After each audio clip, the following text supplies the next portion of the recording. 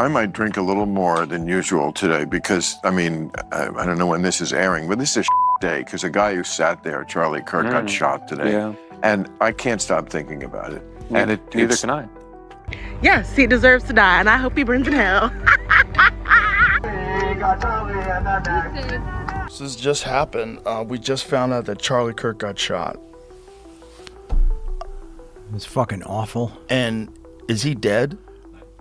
No, I don't think so. That's what was just... One of the guys out there just said it was confirmed that he's dead. In the lobby was just... I've been looking. I haven't seen anything that said confirmed.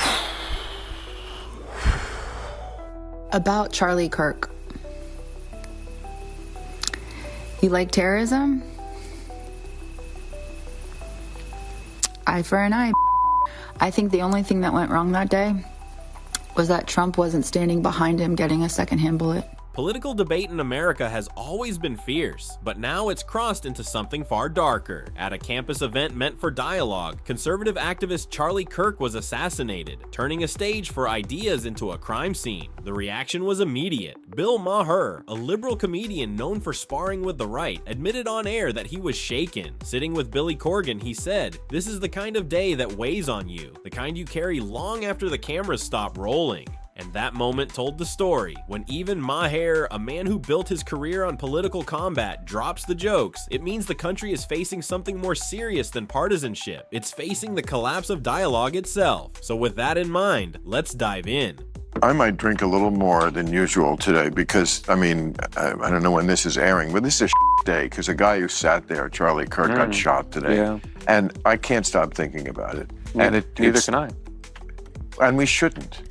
And if you're on the other side of the political divide and you don't care because the wrong team guy got shot, you. You're what's wrong with this country. Charlie Kirk wasn't just another conservative figure. He was a presence. Love him or hate him, he showed up on campuses, faced critics head on, and invited people to challenge him. He didn't hide behind sound bites or social media filters. He thrived on debate. And that's exactly what made his assassination so chilling. This wasn't just an attack on one man. It was an attack on the very idea that Americans with opposing views can sit in the same room and argue without fear. A college stage, a place meant for ideas, turned into a battlefield. And in that moment, free speech didn't just feel fragile. It felt mortal. Bill Maher, who's spent decades clashing with conservatives, admitted he couldn't stop thinking about it. Not because he agreed with Kirk, but because he recognized the bigger loss. The death of a voice that engaged. In Maher's words, Kirk wasn't a monster, he was a human being, and that's what makes this tragedy impossible to dismiss. This wasn't political theater anymore. It was America staring at the cost of its own divisions. And the question is, if dialogue is silenced with bullets, what comes next? Charlie Kirk and I certainly don't agree on much politically, but he sat here, he's a human being, he's not a monster. And a husband and a father. Yes. And I liked him. I liked them all. They're all nice people when you meet them in person, and they're not as crazy as they would. Nobody's as crazy as they make them out. While Bill Maher was grappling with the weight of the moment on television, Joe Rogan's reaction hit live, raw and unscripted. Mid-broadcast, the news broke and you could see it wash over him. Shock, disbelief, and then silence. Rogan, who rarely hesitates to fill dead air, just stopped. When he finally spoke, his words cut through the noise. Charlie Kirk was a reasonable leader who promoted open debate. And that description, reasonable, sounded almost radical in today's climate. Think about it. In an era where shouting matches trend higher than dialogue, simply showing up to argue without fear had become Kirk's defining trait. Rogan wasn't praising Kirk's politics. He was mourning the loss of something bigger, the willingness to engage, the recognition that free speech means nothing if people are too afraid to use it. And that's what made his shock resonate. Because if even Rogan, a man used to navigating controversial waters, saw Kirk's murder as a warning, then it wasn't just a tragedy, it was a signal that America is moving into a place where words no longer win, and that silence is being enforced not by debate, but by fear. So this just happened. We just found out that Charlie Kirk got shot. Wasn't even particularly rude. He was tried to be pretty reasonable with people. Everything I saw seemed reasonable. He's a very intelligent guy. Yeah.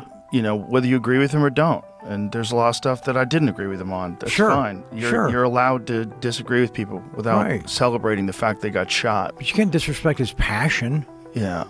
Well, You know? what you're supposed to do with a guy like that, if you're opposing him, is debate him. Right. Have a conversation where your argument is more compelling than his. Sure. Bill Maher didn't stop at mourning. He turned the mirror on his own side. For years, Maher has called himself an old-school liberal, the kind who believes in open debate, in arguing it out and hearing ideas you can't stand. But on this night, his frustration boiled over. He blasted the far left for what he sees as their biggest failure, shutting down dialogue before it can even begin. We voted for the same person. You're just why she lost, he told his so-called woke friends. And in that one line, he laid bare the tension inside the Democratic Party, a party where old guard liberals want conversation, but the activist class wants cancellation. Maher contrasted the two sides bluntly. Conservatives, he said, will at least talk to you, argue with you, sit at the table. But the woke left, they slam the door before the conversation starts. To them, disagreement isn't a challenge, it's disqualification. And that's why Kirk's murder hit Maher so hard, because Kirk, despite being his ideological opposite, sat across from him on real time, argued fiercely, and left with mutual respect intact. To Maher, that willingness to engage, however heated, was proof that America could still work, and the people cheering Kirk's death, they were proof of the opposite. People who don't want to talk. It's my main issue with them. And Charlie Kirk was a guy who, like, he was always talking. And I talked to him here. You know, the right-wingers say what you want about them, but they talk to you. They're not into this leftist think. The left really has much more of a, I don't talk to you, I don't want to deal with you, you're deplorable, I can't break bread with you. Yeah. That attitude, and like all the right-wingers, they don't have that attitude. Now, again, I didn't vote for them. And Charlie Kirk and I certainly don't agree on much politically.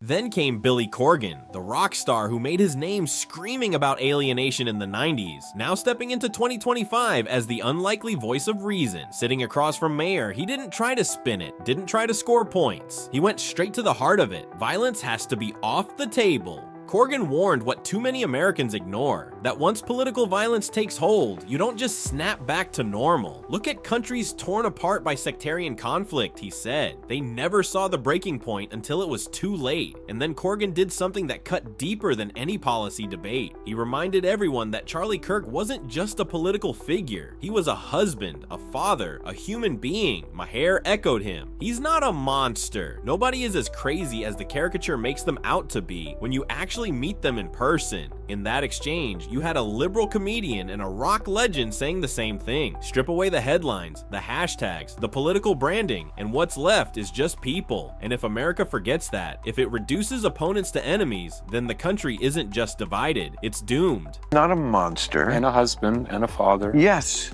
and I liked him. I liked them all. They're all nice people when you meet them in person, and they're not as crazy as they would. Nobody's as crazy as they make them out to. Here's where the story takes an even darker turn. Because the reaction to Charlie Kirk's murder wasn't just grief, it exposed a double standard. If this had been a left-wing activist gunned down on stage, the airwaves would have been wall-to-wall coverage. The hashtags would have been endless. Celebrities would have recorded somber videos whispering, "We must do better."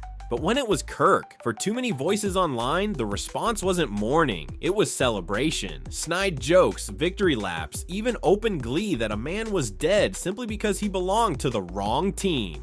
Bill Maher wasn't having it. He cut straight through the noise. If your only reaction is that the wrong team's guy got killed, then you're not part of the solution, you are the problem. And that's the uncomfortable truth. Political violence is supposed to be a line no one crosses. But the fact that some celebrated Kirk's death proves that for too many Americans, morality now comes with an asterisk. Compassion only counts if the victim is on your side. That's not justice. That's hypocrisy at its ugliest. Yes, he deserves to die, and I hope he burns in hell. The sympathy for Charlie Kirk is fucking weird. You wanna know why I'm so stoked? Go ahead and Google Charlie Kirk. They got him in the net! Rest in peace, bozo! I do not feel bad for him in the slightest. Put down like a dog in Utah, and I could not be happier. Charlie would have wanted it this way. He's been one of the most divisive younger figures who is constantly pushing hate speech. At its core, this tragedy isn't just about Charlie Kirk, Bill Maher, or Billy Corgan. It's about America forgetting what patriotism actually means. Because patriotism isn't about cheering for your side like it's a sports team. It's about protecting the system that lets both sides argue without anyone ending up in a morgue. The real enemy isn't left or right. It's the mindset that turns political opponents into targets and treats violence as victory. When compassion only flows one way and when disagreement makes someone disposable, the foundation of the republic starts to crack. You don't have to like Charlie Kirk. You don't have to agree with him, but you do have to recognize that if bullets replace debates, then the very idea of America, free speech, open dialogue, and equal humanity doesn't survive. So where does that leave us? Maher, Billy Corgan, and even Joe Rogan, three men from completely different worlds, all said the same thing. Violence has no place in American politics. Dialogue is the only way forward. Charlie Kirk's assassination wasn't just the loss of one man. It was a warning shot at the heart of free speech itself. And if we keep treating politics like a blood sport, then nobody wins. America doesn't need more silence, more hatred, or more applause for tragedy. It needs courage. The courage to argue without killing, to disagree without dehumanizing, to fight passionately without crossing the line. Because if we can't draw that line, then the future of this country isn't left or right. It's chaos, and that's a future none of us should want. Rest in peace, Charlie Kirk, and to the rest of us, wake up, speak up, and protect the freedoms that make America worth fighting for. Thanks for watching, and I'll see you in the next video.